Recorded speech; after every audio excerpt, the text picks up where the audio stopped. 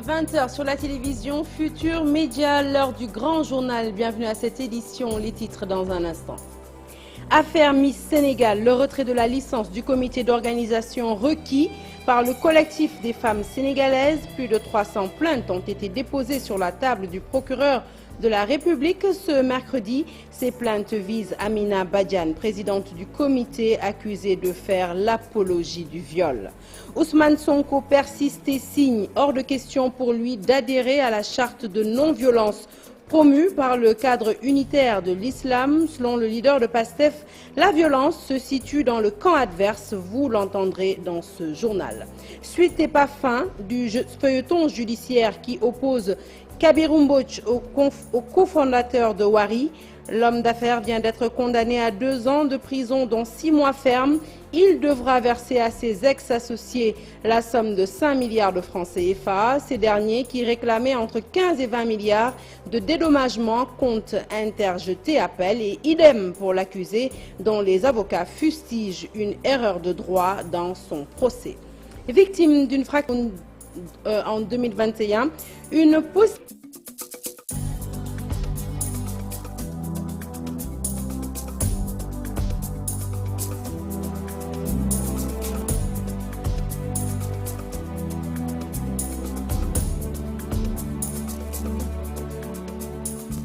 Rebonsoir à toutes et à tous. Je vous l'annonce donc tout de suite en titre. Plus de 300 plaintes déposées sur la table du procureur de la République ce mercredi matin.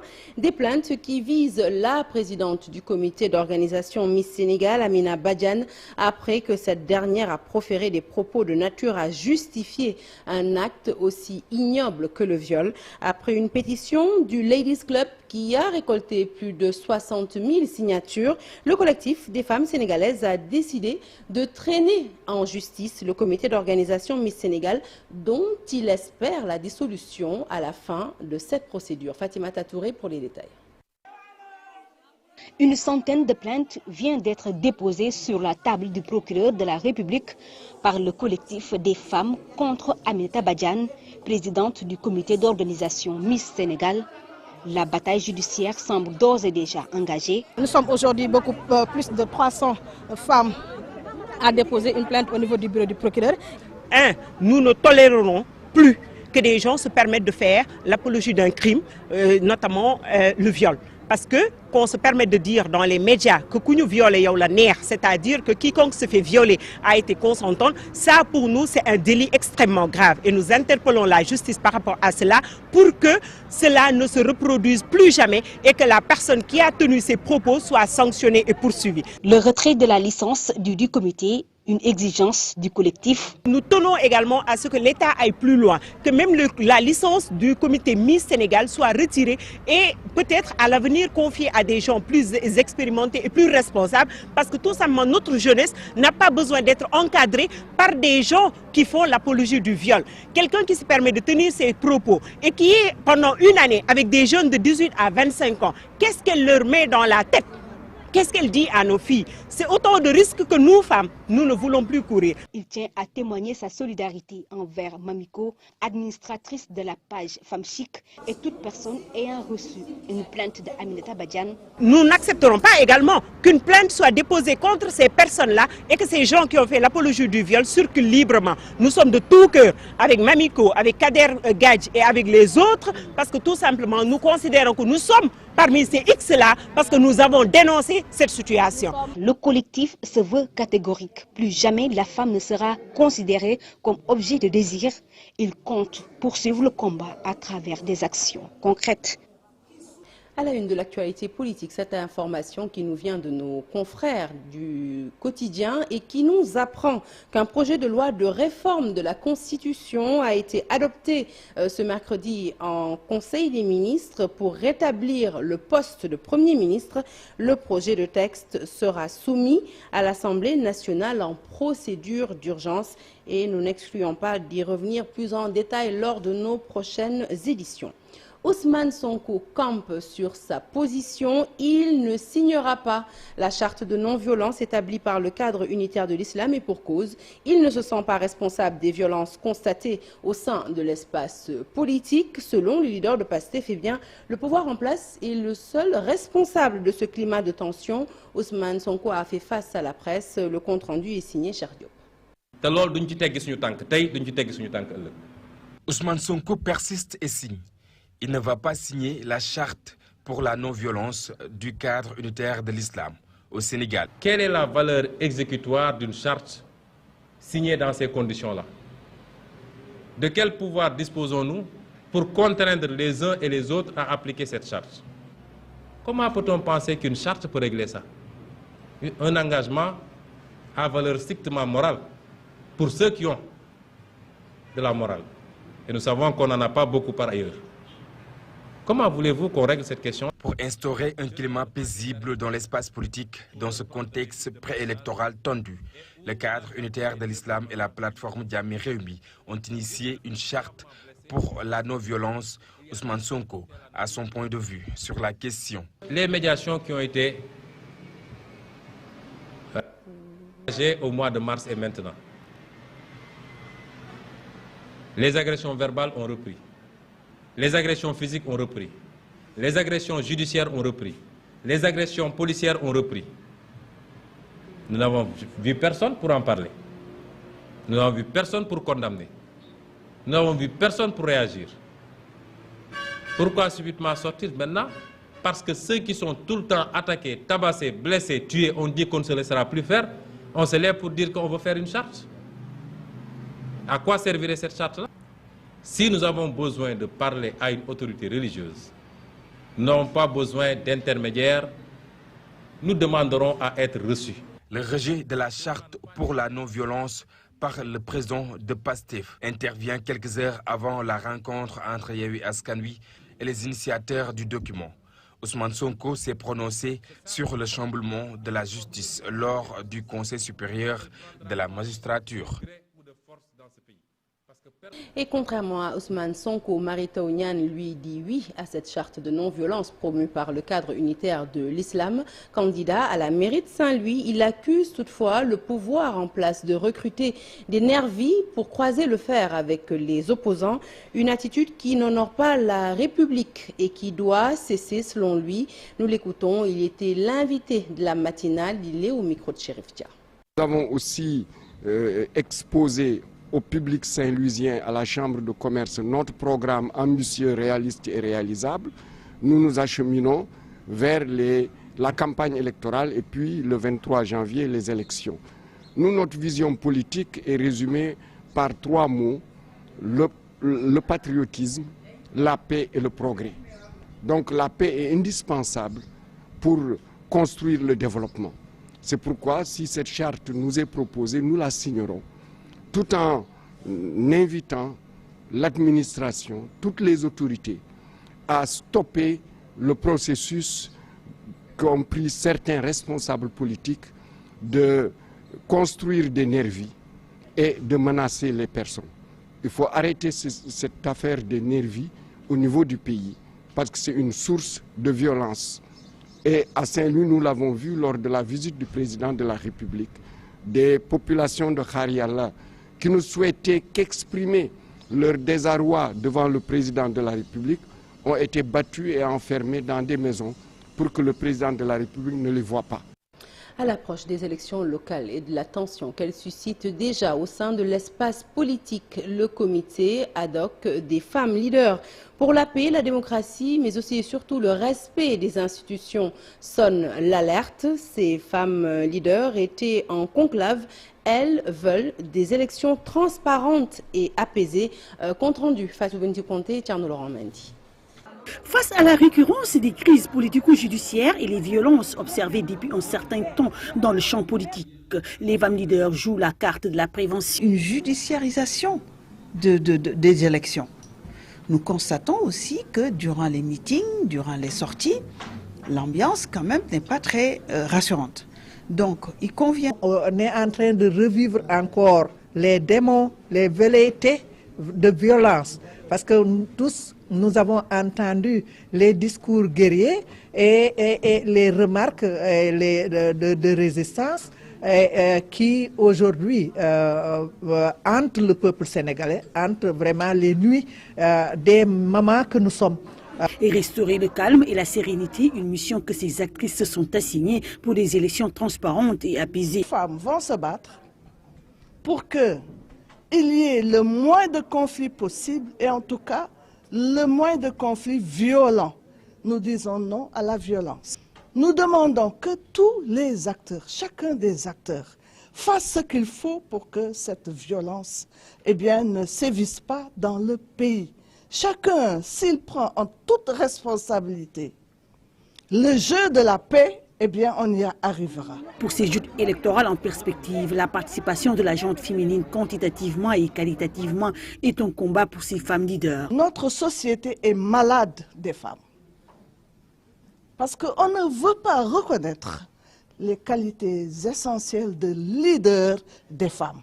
Le savoir-être, le comportement, les valeurs, beaucoup d'entre elles l'ont. Alors qu'est-ce qui manque?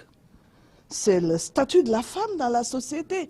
Et c'est là où il faut mettre le doigt.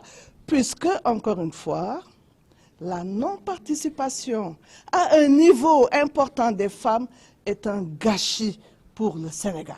Plus de 109 femmes candidates pour ces élections locales, une déclaration d'engagement pour servir d'ambassadrice de la paix pour des élections sans anicroche a été dite par ces femmes leaders.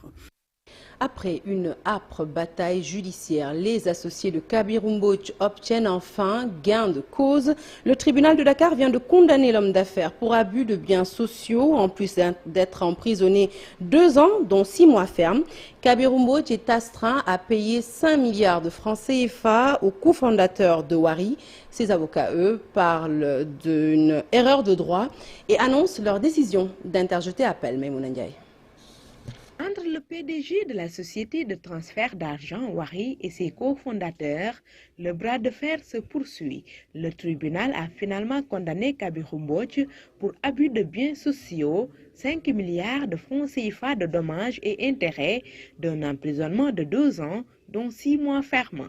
Les avocats des cofondateurs de Wari peu satisfaits de cette décision rendue. Nous trouvons que 5 milliards, c'est un peu insuffisant par rapport à ce que mes clients réclamaient. Ils ont laissé des grandes banques dans lesquelles ils travaillaient.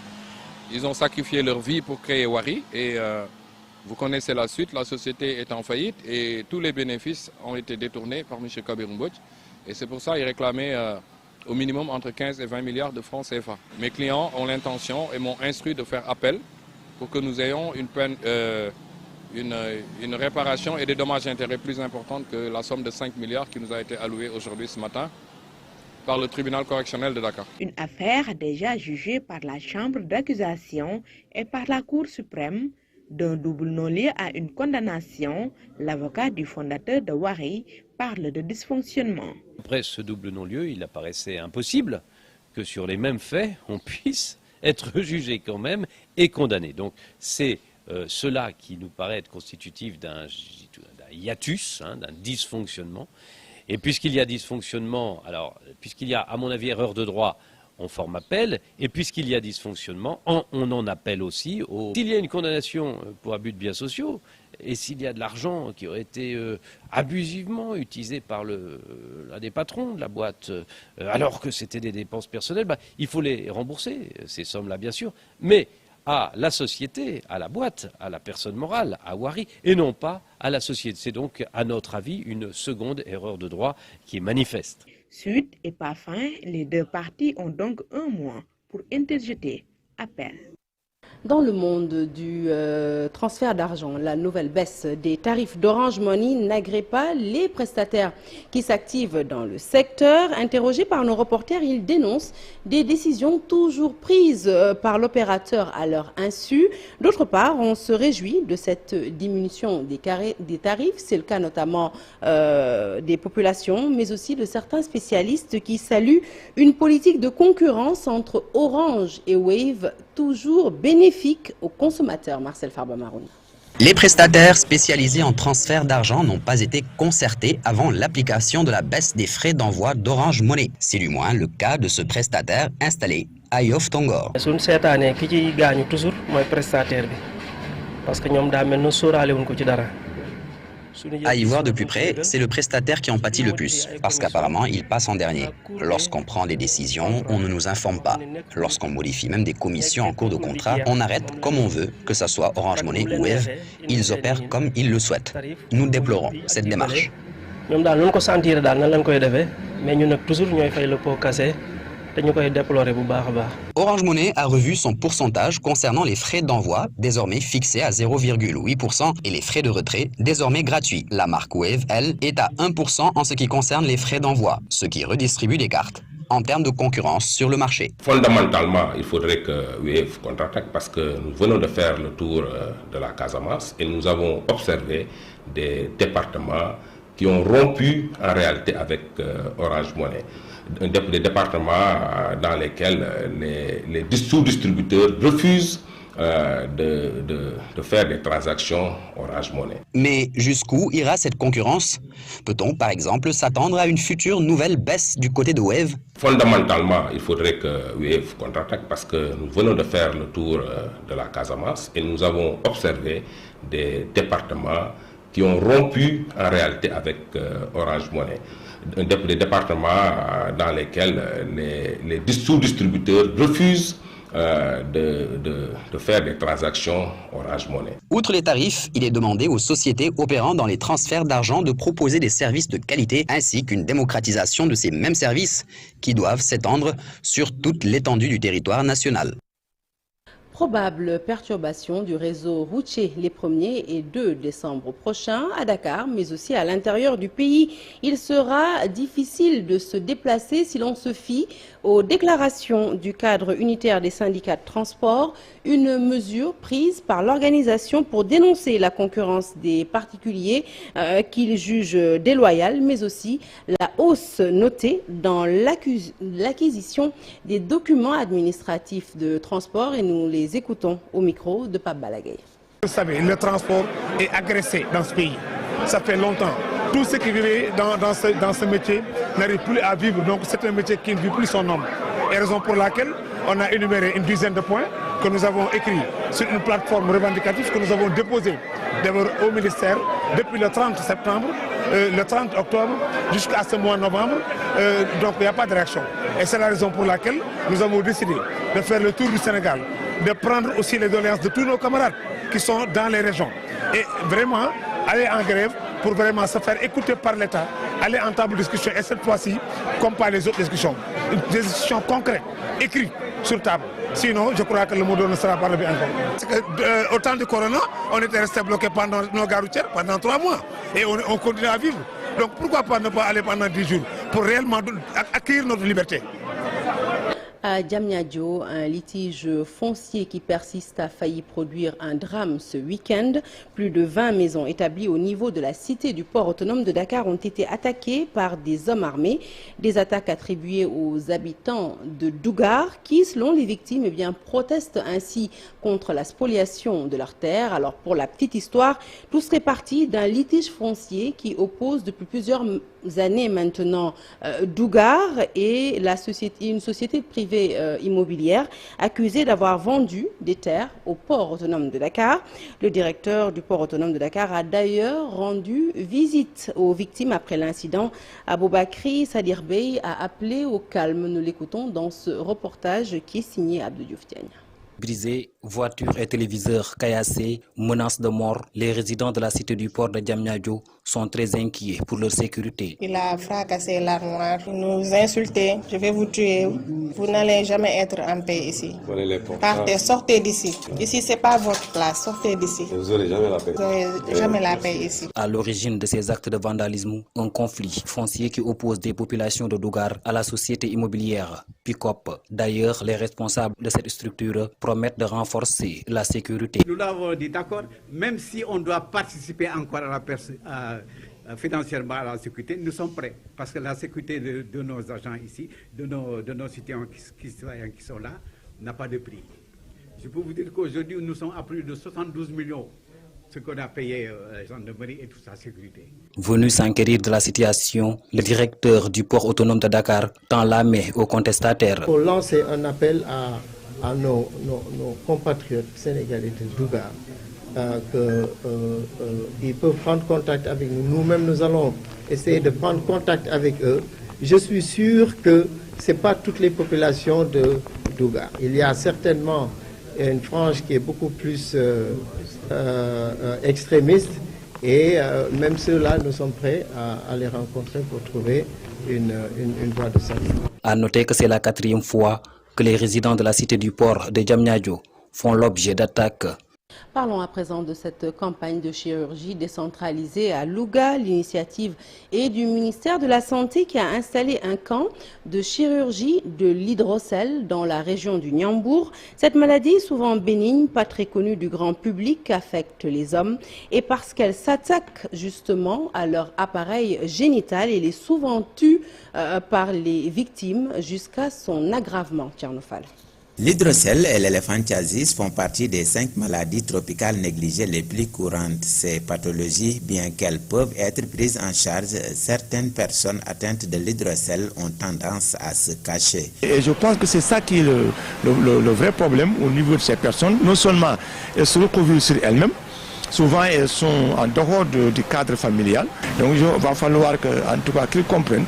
C'est une maladie moustique, ce n'est pas une maladie contagieuse, ce n'est pas une maladie honteuse. Pour aider ces patients à se faire soigner, le ministère de la Santé, dans le cadre de la lutte contre les maladies tropicales négligées, a organisé à Louga un camp de chirurgie d'hydrocèle. Ce n'est pas une maladie honteuse, mais les gens parfois, c'est un problème de moyens pour la prise en charge. Donc juste dire que nous tenons vraiment à remercier le ministère de la Santé, mais aussi le partenaire qui a aidé vraiment à organiser ce camp de chirurgie qui nous a permis aujourd'hui de venir en aide à ces patients. Cette campagne de chirurgie qui s'est déroulée au niveau de l'hôpital Amadou Sakhir Mbaye de Louga a permis à l'équipe médicale de prendre en charge une dizaine de personnes recensées par la région médicale. Nous avons un lot de 9 qui sont envoyés au niveau de l'hôpital. J'en profite donc pour lancer un appel à toutes les personnes qui ont eu les parents qui ont malheureusement cet handicap, de les réconforter et de les rassurer qu'il y a un traitement. Par rapport donc à l'hydrocèle, il y a possibilité de prise en charge. Dans la région de Louga, 5 districts sont recensés comme zone endémique à la filariose lymphatique qui est à l'origine de l'hydrocèle et l'éléphantiasis. Il s'agit des districts de Sakal, Koki, Linguère, Keur Momar Sarr et Louga. Le sport à présent, meilleur jeune de la CAN 2019, il n'aura peut-être pas un Diatta puisque c'est de lui qu'il s'agit, est victime d'une lésion du ligament croisé antérieur du genou gauche, une blessure contractée lors de la 14e journée de Ligue 1 et qui pourrait même acter la fin de sa saison. Le point, c'est avec Ibrahima Kane. CAN 2021 est aujourd'hui plus que jamais compté par un partage des points, 2 buts partout. Même si aucune date pour le moment n'a été donnée pour son retour, l'attaquant sénégalais devrait être absent de longues semaines selon Niko Kovac, son coach. Une mauvaise nouvelle pour son club, mais aussi pour les Lions, bientôt au front pour le sacre continental. Dans un communiqué médical ce mercredi, le club de la Principauté a annoncé que l'ancien buteur lui actait sa fin de saison. Le cas échéant, dans l'actualité internationale, l'attaque d'un lycée bilingue au sud-ouest du Cameroun a fait 3 morts. L'inhumation de 36 gendarmes des 53 tués à Inata au Burkina Faso le 14 novembre dernier. Le naufrage d'une embarcation dans la Manche entre la France et le Royaume-Uni. Bilan, une vingtaine de morts. Et puis la commission électorale en Libye qui a rejeté ce mercredi la candidature de Saïf al-Islam à la présidentielle du 24 décembre prochain. Le récit de ce tour d'horizon de l'actualité internationale est signé Daniel Diouf. Inhumation de 36 gendarmes des 53 tués à Inata dans la province du Soum le 14 novembre dernier au Burkina Faso. Une cérémonie tendue, des parents de victimes très en colère, choqués par la qualité des tombes. Ils avaient décidé d'empêcher les inhumations et de récupérer les dépouilles pour leur offrir des sépultures correctes. Mais après quelques heures de retard, l'inhumation s'est faite sous un important dispositif sécuritaire. 36 gendarmes ont été inhumés sur les 53. Le processus d'identification des autres victimes est en cours selon le porte-parole du gouvernement. Au moins 27 migrants décédés ce mercredi dans le naufrage de leur embarcation dans la Manche. C'est au large de Calais, en France. Les migrants tentaient de gagner la Grande-Bretagne, selon la police française. Une cinquantaine de personnes se trouvaient à bord de l'embarcation. Un bâtiment de la Marine nationale a repêché plusieurs corps, dont 5 personnes décédées et 5 inconscientes, selon un bilan provisoire. La commission électorale en Libye a annoncé ce mercredi avoir rejeté la candidature de Saif al-Islam Kadhafi à l'élection présidentielle du 24 décembre prochain. Recherché par la Cour pénale internationale pour crimes contre l'humanité, Saif al-Islam Kadhafi, qui avait présenté sa candidature le 14 novembre, figure parmi les 25 candidats dont les dossiers ont été rejetés, selon un communiqué de la Haute Commission électorale. Et puis ça se passe aux États-Unis, une lourde erreur judiciaire. Un sexagénaire afro-américain disculpé par la justice est remis en liberté. Il avait passé presque les 2 tiers de sa vie en prison, 43 ans derrière les barreaux pour être finalement innocenté par un tribunal du Missouri. Selon le juge, il n'y avait pas d'indice matériel qui liait l'accusé au crime, un meurtre de 3 personnes commis en 1979. Kevin Strickland avait été condamné uniquement sur la base de témoignages dont certains l'ont mis hors de cause. Il avait toujours clamé son innocence. Fin de ce journal, merci de l'avoir suivi. Rappel de la principale information de la soirée. Elle nous vient donc de nos confrères du quotidien et nous apprend qu'un projet de loi de réforme de la Constitution a été adopté aujourd'hui en Conseil des ministres pour rétablir le poste de Premier ministre. Le projet de texte sera soumis à l'Assemblée nationale en procédure d'urgence. Après moi, vous aurez Soir d'info avec Ndeye Fatou Niang. Un peu plus tard dans la soirée, votre émission hebdomadaire Faram Fathie avec Pape Ngagne Ndiaye. Restez avec les programmes de la télévision Futur Média.